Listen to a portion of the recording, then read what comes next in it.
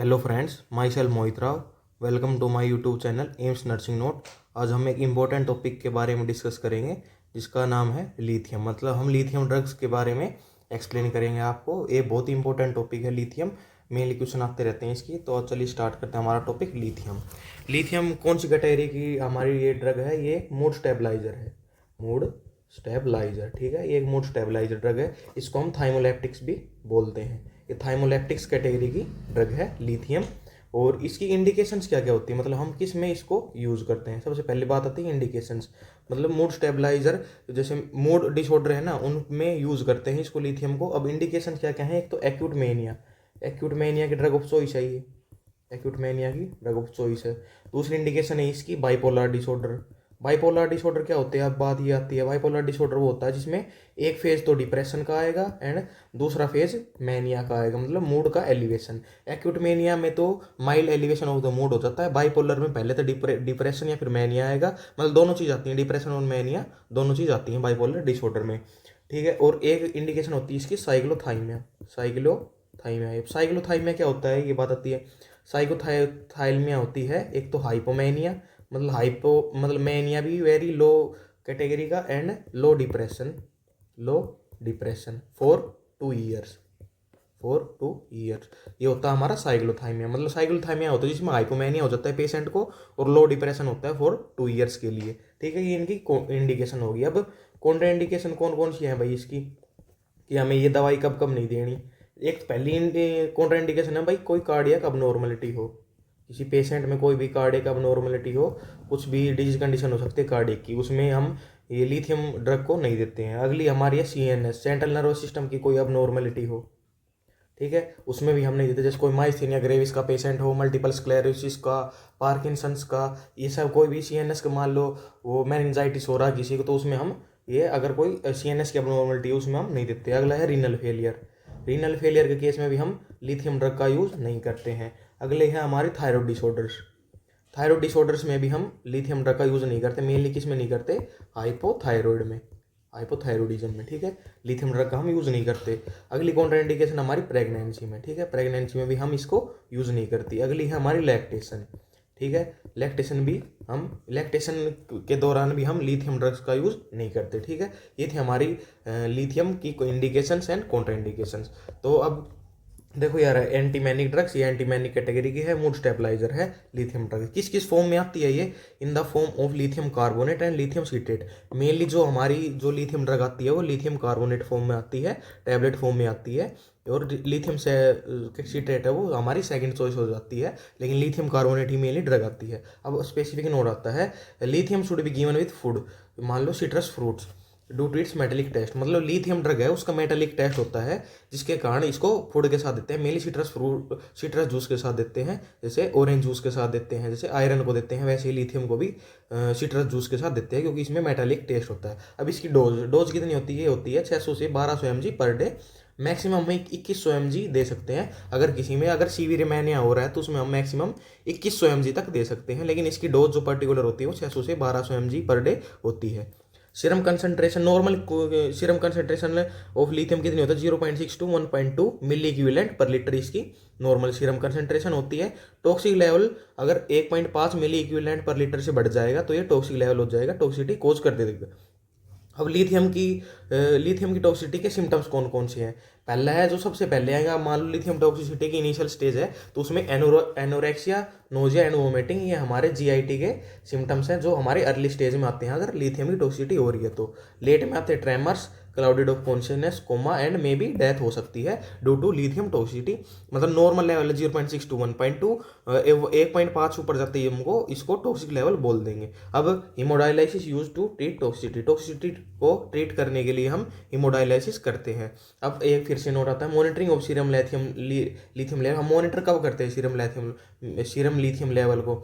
Blood sample should be planned after 7 days from starting और any type of dose change. मान लो अगर 600 से 1200 mg किसी की डोज चल रही थी और हमने डोज चेंज कर दी 1500 mg कर दी, तो भी 1 हफ्ते बाद हम उसका ब्लड सैंपल लेंगे, या फिर स्टार्ट की है तो भी हम 1 हफ्ते बाद ब्लड सैंपल, मतलब जो ब्लड में थेरापेटिक लेवल 7 दिन में इसका मेंटेन होता है। लेकिन हम इसका सैंपल चेक करने के लिए 12 घंटे आफ्टर द लास्ट डोज लेते हैं। जैसे एक एक वीक का बता दिया भाई, 7 डेज में हम कब लेते हैं, जैसे या तो लिथियम ड्रग स्टार्ट की हो या फिर लिथियम ड्रग की डोज को चेंज की हो, तो हम 7 दिन बाद उसका सैंपल लेते हैं। अब जैसे रात को 8 बजे 8 PM को डोज दी थी लिथियम की, तो हम सैंपल 12 घंटे बाद लेंगे, मतलब सुबह के 8 AM पे हम सैंपल लेंगे लिथियम का, ठीक है, लिथियम ब्लड का थेराप्यूटिक लेवल जानने के लिए। अब स्पेसिफिक नोट आता है, इससे ही क्वेश्चन आता है, मान लो hyponatremia can cause lithium toxicity and lithium toxicity can cause hyponatremia, ठीक है। मतलब अगर पेशेंट में अगर पोटेशियम का लेवल डाउन आ जाएगा तो उसकी वजह से लिथियम टॉक्सिटी हो जाएगी, और अगर लिथियम की टॉक्सिटी हो जाएगी तो वो हाइपोनाइट्रीमिया कोज कर देगा। ये दोनों के इन्वर्सली प्रोपोर्शनल होते हैं, तो ये बात हमें याद रखनी है कि हाइपरनाइट्रीमिया अगर होगा तो लिथियम टॉक्सिटी हो जाएगी, और लिथियम टॉक्सिटी होगी तो हाइपोनाइट्रीमिया हो जाएगा। तो हमें इसका लेवल मेंटेन करना पड़ता है, इसलिए इसके बारे में इतना बताया गया है कि भाई इसकी टॉक्सिसिटी कब होती है। सो weekly serum electrolyte monitoring should continue, that is sodium. Sodium का हमें वीकली सीरम इलेक्ट्रोलाइट मॉनिटरिंग हमें करती रहनी चाहिए अगर किसी पेशेंट में लिथियम चल रही है तो। अब teach the patient to avoid heavy exercise and to take sodium and water in adequate amount. हम पेशेंट को बोलेंगे भाई हैवी एक्सरसाइज को अवॉइड करें, क्योंकि उसमें स्वेटिंग होगी और सोडियम का लॉस होगा, और सोडियम का लॉस होगा तो सोडियम का लेवल डाउन आते ही लिथियम की टॉक्सिटी कोज हो जाएगी। तो इसलिए हम उसको एडवाइस करेंगे कि वो प्रॉपर अमाउंट में सोडियम का इंटेक करे एंड वाटर का इंटेक करे। अब इन्वेस्टिगेशन कौन कौन से करते हैं लिथियम को स्टार्ट करने से पहले? एक तो KFT, मान लो किडनी फंक्शन टेस्ट या फिर renal function test, thyroid function test, UPT, pregnancy test करते हैं, भाई प्रेग्नेंट तो नहीं है, ECG करते हैं। LFT इसमें रिक्वायरमेंट नहीं होती है, क्योंकि लीवर फंक्शन टेस्ट इसमें रिक्वायरमेंट नहीं होती है। अब बात आती है इसके साइड इफेक्ट्स कौन कौन से होते हैं। ये इन्वेस्टिगेशन थी, मतलब स्टार्ट करने से पहले KFT, RFT, TFT, UPT, ECG, LFT हम करते नहीं है। साइड इफेक्ट, नर्वस सिस्टम का पहला साइड इफेक्ट है क्या है भाई, ये क्लाउडेड ऑफ कॉन्शियसनेस कर देता है, ट्रेमर्स कोज कर देता है, डिसओरिएंटेशन कोज कर देता है, मतलब उसको पेशेंट ओरिएंटेड नहीं रहेगा। नर्वस सिस्टम का साइड इफेक्ट है, known as lithium induce delirium, मतलब एज हम बोल सकते हैं कि डेलीरियम कोज करता है। डेलीरियम ही क्लाउडेड ऑफ कॉन्शियसनेस होता है, उसमें ट्रेमर्स भी आने लग जाएंगे और डिसओरिएंटेशन भी पेशेंट हो जाएगा due to side effect of lithium to which affect nervous system. Endocrine का कौन सा साइड इफेक्ट है, वो हाइपोथायराइड, जो हमने इसकी कॉन्ट्रा इंडिकेशन बताई थी। अगर किसी को थायराइड डिसऑर्डर मान लो हाइपोथायराइड है तो उसमें कॉन्ट्रा इंडिकेटेड होती है, क्योंकि इसका साइड इफेक्ट है ये हाइपोथायराइडिज्म कर देती है। कार्डियक साइड इफेक्ट क्या क्या है इसमें, टी वेव का डिप्रेशन हो जाता है, जो ECG चेंजेस हमने बताए थे, ECG क्यों करती है, इसमें टी वेव का डिप्रेशन हो जाता है। GIT में GIT anorexia, nausea and vomiting and diarrhoea, ये था अर्ली स्टेज के टॉक्सिटी में, अर्ली स्टेज टॉक्सिटी, और इसके साइड इफेक्ट भी है। इंटेगुमेंट स्किन में क्या क्या चेंज आते हैं, इसमें रैशेज बन जाते हैं, एक्ने एंड सोरियासिस की कंडीशन डेवलप हो सकती है due to side effect of lithium.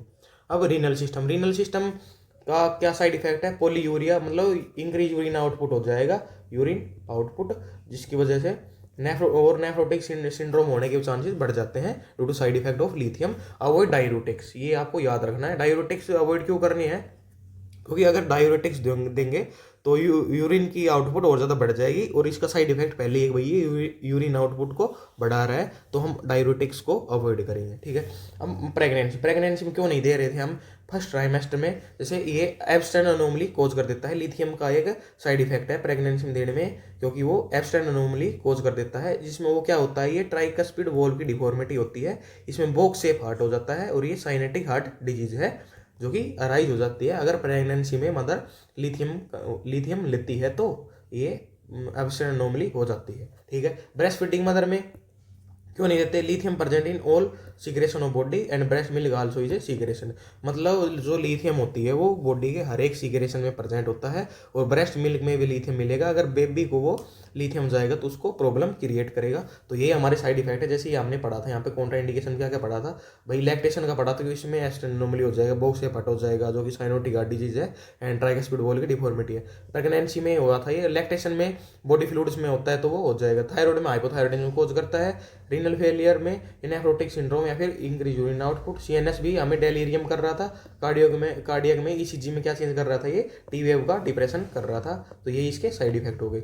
अब इसका अब्जॉर्प्शन कहाँ होता है, अब्जॉर्प्शन होता है इसका स्टोमक एंड स्मॉल इंटेस्टाइन में इसका अब्जॉर्प्शन होता है, डिस्ट्रीब्यूशन इसका थ्रू आउट द बॉडी होता है, रीअब्जॉर्प्शन इसका किडनीज में होता है, एक्सक्रेशन किसके थ्रू होता है, kidney through urine, ficus sweat, saliva, semen, breast milk etcetera, जो भी हमारे बॉडी फ्लूइड है उसमें इसका एक्सक्रीशन होता है। Absorption stomach and small intestine, distribution through out the body, reabsorption kidney में होता है, एंड एक्सक्रीशन हमारा ये किडनी में होता है, या फिर जो कोई भी बॉडी फ्लूइड है जैसे saliva, sweat, semen, breast milk, इनमें इसका एक्सक्रीशन होता है। It does not metabolize, it does not cause hepatotoxicity, मतलब ये हिपेटोटॉक्सिटी कोज नहीं। हमने यहाँ पे पढ़ा कि भाई हम इसमें एलएफटी नहीं करते। एलएफटी क्यों नहीं करते, लीवर फंक्शन टेस्ट क्यों नहीं करते, क्योंकि ये मेटाबोलाइज होती नहीं है, तो इसलिए इसका ये हिपेटोटॉक्सिटी कोज भी नहीं करती, तो इसलिए हम LFT not require, LFT not required, इसलिए लेफ्ट की रिक्वायरमेंट नहीं होती। अब इंडिकेशन हमने पहले पढ़ी थी, mania, BPD, anti suicidal, migraine, जो हमने पहले पढ़ी थी भाई सॉरी, एक्यूट मैनिया में, बाइपोलर डिसऑर्डर में, साइक्लोथाइमिया क्या बताया, hypomania plus low depression for continue for 2 years. ठीक है, अब मान लो किसी की डोज मिस हो गई एक, तो हम क्या करेंगे उसमें, जैसे कोई पेशेंट की डोज थी 2 बजे, तो 2 PM पर उसकी डोज थी, तो वो मिस होगी, तो क्या करेंगे, अगर 4 से 6 घंटे कम हुए हैं, मतलब 2 बजे हमने डोज मिस की थी और अभी बजे हैं 6 बज गए, 6 PM हो गए, तो हम उसको डोज देते हैं, गिव द डोज। लेकिन अगर ये हो गए 4 से 6 घंटे से ऊपर हो गए, मान लो 10 PM हो गई, तो हम उस डोज को skip the dose and next dose as advise. ठीक है, अगर 2 बजे डोज देनी थी वो स्किप हो गई और 4 से 6 घंटे ही हुए हैं उस डोज को स्किप हुए, तो हम उस डोज को दे देंगे। लेकिन अगर 4 से 6 घंटे से ज़्यादा हो गई उस डोज को स्किप हुए, तो हम उस डोज को स्किप ही कर देंगे और अगली डोज को हम एडवाइस कर देंगे, जो भी हमारी अगली डोज थी उस टाइम पे हम उस डोज को दे देंगे। ठीक है, ये था हमारा डोज का कंसेप्ट। अब और कौन कौन सी एंटीमैनिक ड्रग्स होती हैं ये और पढ़ लेते हैं। लिथियम के अलावा सोडियम वालपरेट हमारी एंटीमैनिक ड्रग्स होती है, मतलब ड्रग्स तो ये मतलब मैनिया में ये यूज की जाती हैं। Drug of choice in rapid cycle mania, जो रैपिड साइकिल मैनिया होता है उसमें सोडियम वैल्पोरेट हमारी ड्रग ऑफ चॉइस होती है। जो रैपिड साइकिल मैनिया क्या होता है, वो हमारा होता है more than 4 episode in year, एक साल में 4 से ज़्यादा अगर मैनिया के एपिसोड आ रहे हैं तो उसको हम रैपिड साइकिलर मैनिया कहेंगे, उसकी drug of choice sodium valproate होती है। अगली ड्रग है हमारी carbamazepine, lamotrigine, and drug of choice is of acute mania is haloperidol, जो कि हमारी एक एंटीसाइकोटिक है। ठीक है, एंटीसाइकोटिक कैटेगरी की हमारी ड्रग है, लेकिन ये मैनिया में यूज की जाती है। किस में यूज की जाती है, एक्यूट मैनिया में मेनली यूज की जाती है हेलोपेरिडोल। ठीक है, ये अदर ड्रग्स हो गई, क्योंकि भाई कौन सी मैनिया में यूज की जाती है, जैसे sodium valproate, carbamazepine, lamotrigine, and acute mania drug of choice है हेलोपेरिडोल। अब जो हमने टॉक्सिसिटी का लेवल पढ़ा, भाई टॉक्सिसिटी क्या होती है भाई, 1.5 से ऊपर जाते हैं हम इसको टॉक्सिसिटी कह रहे थे, मतलब पॉइजनिंग कह रहे थे, टॉक्सिसिटी कह रहे थे। अब टॉक्सिसिटी का लेवल क्या है, जो अगर 1.5 से 2 मिली इक्विवेलेंट पर लीटर तक होता है उसको हम माइल्ड टॉक्सिसिटी बोलते हैं। 2 से 2.5 तक जाता है तो उसको हम मॉडरेट टॉक्सिसिटी बोलते हैं। 2.5 से 3 तक जाता है तो उसको हम सीवियर टॉक्सिसिटी बोलते हैं। लेकिन अगर अगर 3.5 से भी ऊपर चला जाता है तो उसको हम वेरी सीवियर या फिर लिथल टॉक्सिसिटी बोलते हैं। एक बार दोबारा से पढ़ते हैं, किस चीज़ को क्या बोलते हैं। नॉर्मल लेवल था, नॉर्मल कितना था, 0.6 to 1.2 milli equivalent per litre, ये था हमारा नॉर्मल लेवल लिथियम का। और टॉक्सिसिटी किसको बोल रहे थे, जब 1.5 से ऊपर जा रहा था तो इसको टॉक्सिसिटी बोल रहे थे। अब 1.5 से 2 तक रहेगा तो माइल्ड टॉक्सिसिटी, एंड 2.5 रहेगा तो मॉडरेट टॉक्सिसिटी, 2.5 to 3 तक जाएगा तो सीवियर टॉक्सिसिटी, और 3.5 से ऊपर जाएगा तो very severe and lethal toxicity. अब इसका ट्रीटमेंट क्या है भाई, टॉक्सिसिटी हो गई तो ट्रीटमेंट क्या है। माइल्ड टॉक्सिसिटी अगर 1.5 से 2 तक था तो क्या था, उसमें हम हाइड्रोशन मतलब ज़्यादा फ्लूइड उसको दे रहे थे। ठीक है, फ्लूइड ज़्यादा देंगे तो वो ज़्यादा यूरिन आउटपुट होगा और लिथियम एक्सक्रीट आउट हो जाएगी। और मॉडरेट टॉक्सिसिटी जो थी हमारी 2 से 2.5 मिली इक्विवेलेंट पर लीटर तक, उसमें हम सोडियम पॉलीथाइलिन ग्लाइकोल हम उसको पेशेंट को देंगे टू मिनिमाइज द टॉक्सिसिटी और टू रिमूव द टॉक्सिसिटी, मतलब ये एज ए एंटीडोट काम करता है। फॉर सीवियर टॉक्सिसिटी कितनी थी, 2.5 से 3 तक, उसमें हम करते हैं हीमोडायलिसिस। एंड जो मतलब सीवियर थी हमारी, सीवियर टॉक्सिसिटी थी 2.5 से 3 मिली इक्विवेलेंट पर लीटर, और जो वेरी सीवियर और लिथल थी वो हमारी ये थी मोर देन 3.5 मिली इक्विवेलेंट पर लीटर, उसमें भी हम हीमोडायलिसिस ही करते हैं। माइल्ड के लिए हाइड्रेशन, मॉडरेट के लिए sodium polyethylene glycol, and severe और वेरी सीवियर के लिए हम हीमोडायलिसिस करते हैं। ये हमने लेवल बता दिया था भाई किस किस लेवल तक हम कौन से स्टेज में इसको करते हैं। अब lithium starts to work, lithium को हम स्टार्ट कर देगी जब हम, जैसे लिथियम स्टार्ट करी हमने 1 तारीख को, तो 1 से 2 वीक में उसका थेरेप्यूटिक लेवल बनना स्टार्ट हो जाएगा और वो लिथियम अपना काम करना स्टार्ट कर देगी। Blood study level achieved at 7 days, जो हमने इस टॉपिक की स्टार्टिंग में पढ़ लिया था भाई, 7 डेज के बाद ही हम ब्लड सैंपल कलेक्ट करते हैं to check the therapeutic level of the lithium. 7 दिन बाद चेक करते हैं, और लिथियम काम करना कब स्टार्ट करती है, 1 से 2 वीक के बाद। तो ये था हमारा लिथियम टॉपिक, जो कि बहुत हमारा इंपॉर्टेंट टॉपिक आता है लिथियम। इसके नोट्स आपको हमारे टेलीग्राम चैनल पर मिल जाएंगे, जिसका लिंक आपको इस वीडियो के डिस्क्रिप्शन में मिल जाएगा, तो वहाँ से डाउनलोड करके आप अपने ये नोट्स पढ़ सकते हो।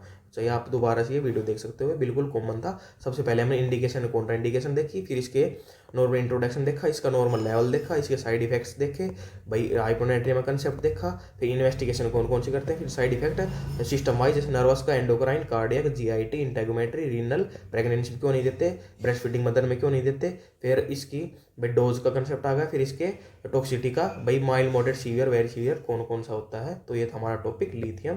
Thank you.